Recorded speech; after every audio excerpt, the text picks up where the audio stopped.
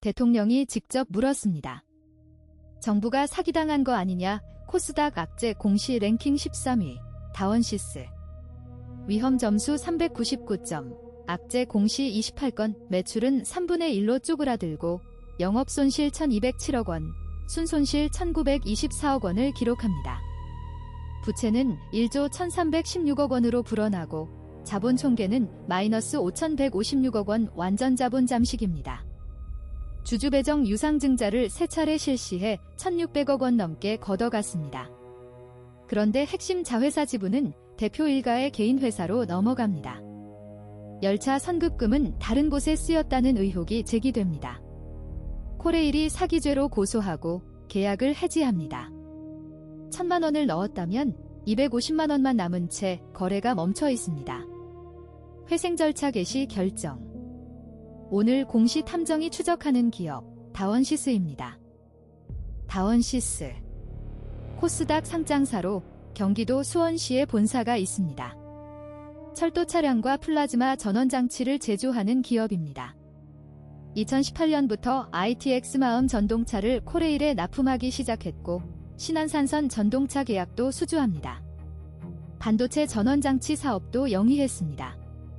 대표이사는 박선순 씨로 창업자이자 최대주주였습니다. 2024년 기준 전동차 부문 매출이 전체의 81.3%를 차지할 만큼 철도 차량이 핵심 사업이었습니다. 그러나 2018년부터 시작된 납기 지연 문제가 결국 이 기업의 운명을 바꿉니다. 2018년부터 2019년까지 코레일과 ITX 마음 전동차 납품 계약을 체결합니다. 1차 150량, 2차 208량, 총 358량 규모입니다.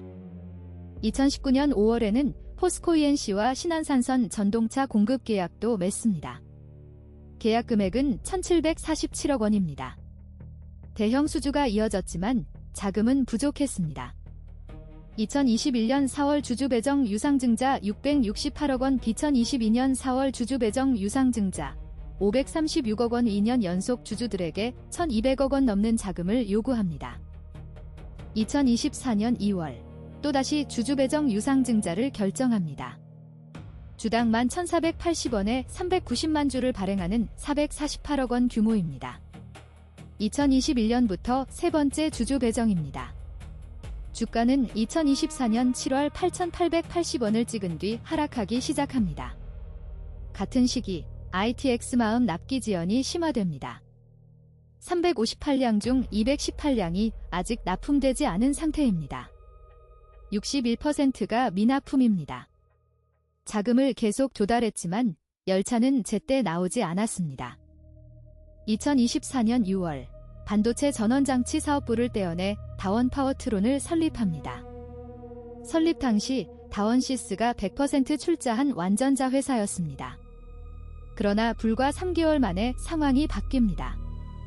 다원파워트론이 제3자 배정 유상증자를 실시하면서 다원시스의 지분율이 100%에서 46.73%로 급락합니다. 주목할 점은 유상증자에 참여한 주요 주주입니다. 다원유니버스. 이 회사의 이사로 박선순 다원시스 대표와 그의 아들 박병주 씨가 등재되어 있습니다. 소액주주연대는 이를 대주주 일가가 비상장 개인 회사를 통해 상장사의 알짜 사업이익을 가져가는 터널링이라고 주장합니다. 핵심 사업부를 떼어내 대표 일가의 회사로 넘긴 것은 아닌지 의혹이 제기됩니다. 2025년 3월 다원시스 철도사업부 팀장이 처벌됩니다. 납품업체 선정대가로 8천만 원을 받은 배임수재 혐의입니다. 열차 내장재 관련 주요 장비와 자재 조달 과정에서 비리가 발생한 겁니다. 더 큰 문제는 선급금 유용 의혹입니다. 국토부 감사 결과 2차 계약 선급금 2,457억 원 중 1,059억 원이 1차 계약 차량 제조에 전용된 것으로 확인됩니다. 정읍 공장을 점검했을 때 최종 차량 제조에 필요한 주요 자재와 부품은 2량에서 12량분만 확보되어 있었습니다. 수백 량을 만들어야 하는데 자재가 턱없이 부족했습니다. 2025년 9월 박선순 대표의 지분 변동이 확인됩니다. 4.88%였던 지분이 0.1%로 줄어 있습니다. 대부분을 처분한 겁니다.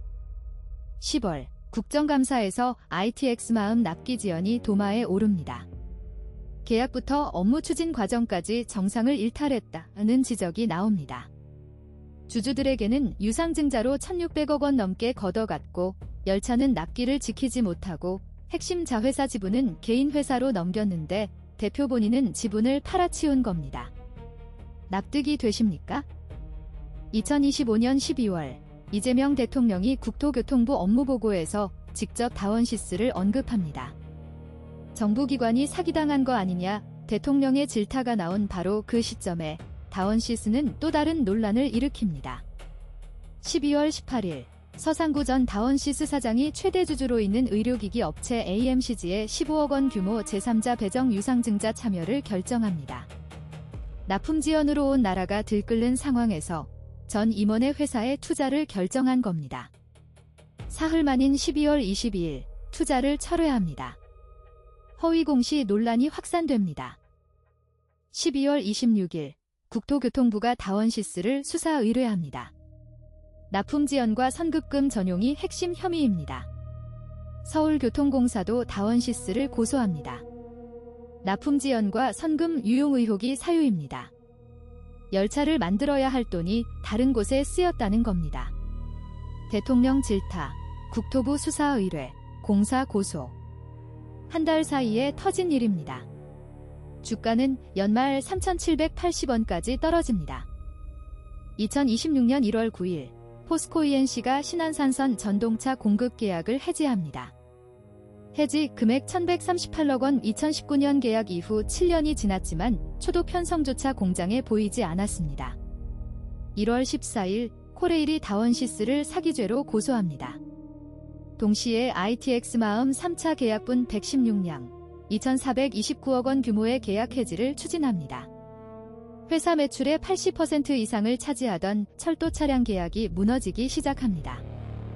1월 22일 박선순 대표가 주주서한을 통해 사과합니다. 경영 일선에서 물러나겠다. 보유 지분 대부분을 산업통상부 산하 특수법인인 엔지니어링 공제조합에 매각하기로 하고 업무 협약을 체결합니다. 동시에 엔지니어링 공제조합을 대상으로 410억 원 규모 제3자 배정 유상증자를 결정합니다.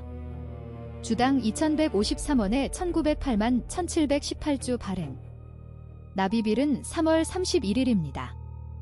경영 정상화의 마지막 카드처럼 보였습니다. 3월 17일 매매 거래가 정지됩니다. 3월 23일 2025 사업연도 감사 의견이 거절됩니다. 사유는 감사 범위 제한과 계속 기업 존속 능력 불확실성입니다. 연결 기준 매출은 1,121억 원으로 전년 대비 62.8% 감소합니다. 매출이 3분의 1 수준으로 쪼그라든 겁니다. 영업손실 1,207억 원, 순손실 1,924억 원, 부채 총액은 전년 4,868억 원에서 1조 1,316억 원으로 2배 이상 불어납니다. 자본 총계는 마이너스 5,156억 원, 누적 결손금 8,467억 원, 완전 자본 잠식입니다. 3월 30일 엔지니어링 공제조합이 유상증자 배정과 인수를 포기합니다. 410억 원 규모의 마지막 자금줄이 끊어진 겁니다. 같은 날 수원회생법원에 회생 절차 개시 신청이 접수됩니다. 잔여 계약 물량도 상당수 해지됩니다. 4월 17일 수원회생법원 회생합의호식부가 다원시스에 대한 회생 절차 개시를 결정합니다. 경영 정상화를 위해 내세웠던 유상증자가 무산되고 회생 절차로 전환된 겁니다. 4월 20일 거래정지 기간이 상장 적격성 실질심사 대상 여부 결정까지로 변경됩니다. 의혹을 정리합니다. 첫 번째, 다원파워트론 분사와 지분 이동입니다. 100% 자회사였던 다원파워트론의 지분이 3개월 만에 46.73%로 떨어집니다. 증자 지분의 최대 수혜자는 대표 일가가 이사로 있는 다원유니버스입니다. 소액주주연대가 터널링이라 주장한 데는 이유가 있습니다.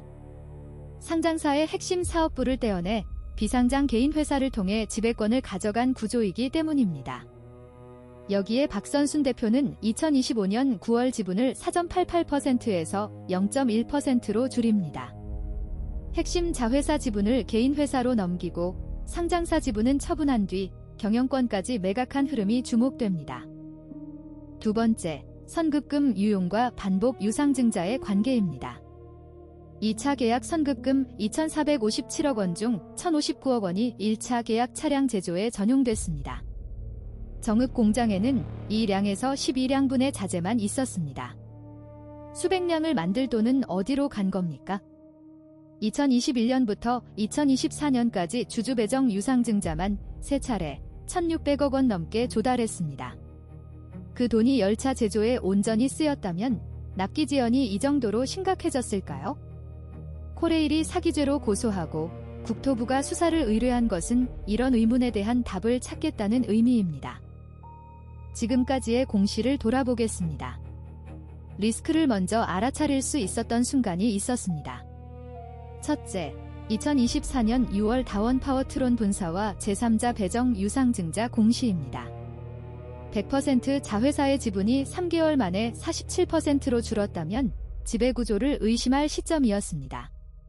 둘째, 2025년 9월 대표이사 지분 변동 공시입니다. 사전 88%에서 0.1%로의 매각은 경영의지 상실의 신호로 읽을 수 있었습니다. 셋째, 2025년 12월 AMCG 투자 결정 후 사흘 만의 철회입니다. 공시의 신뢰성 자체가 흔들리는 순간이었습니다. 넷째, 2026년 1월 신한산선 계약 해지 공시입니다. 매출의 핵심 축이 무너지는 시점에서 전체 사업 지속 가능성을 재점검해야 했습니다. 이 네 가지 공시 중 하나라도 주의 깊게 읽었다면 결과가 달랐을 수 있습니다. 만약 다원시스 주주였다면 이런 생각을 했을 겁니다. 코레일의 전동차 납품하는 회사인데 국책 사업이니까 안전하겠지? 유상증자에 참여하면 싸게 살 수 있으니까 기회지, 그 논리가 맞았다면 지금 이 영상을 보고 있지 않을 겁니다. 유상증자에 3번이나 응했는데 그 돈으로 만든 열차는 나오지 않습니다. 핵심 자회사는 대표 일가의 개인 회사로 넘어갑니다. 선급금은 다른 곳에 쓰입니다. 대표는 지분을 팔고 대통령한테까지 질타를 받습니다. 그리고 어느 날 거래 정지 공시가 뜹니다. 팔 수도 없습니다. 1,000만 원이 250만 원이 됐는데 그마저도 현금화할 수 없는 상태. 그 순간 주주로서 가장 허탈했을 장면은 어떤 장면이었을지 댓글로 공유해주세요. 다음번에는 사후 복귀가 아니라 사전 회피가 될 수 있도록 공시 탐정이 리스크 신호를 추적합니다. 구독과 좋아요, 알림 설정 부탁드립니다. 본 영상의 공시 데이터는 다트 API로 자동 수집, AI 할루시네이션 검증을 거쳐 사실 부합 확인, 뉴스 스크랩 참고, 제작자 주관 포함. 영상에 포함된 분석 내용은 주관적인 견해이며 실제 시장 상황과 다를 수 있습니다. 투자 판단과 책임은 시청자 본인에게 있습니다.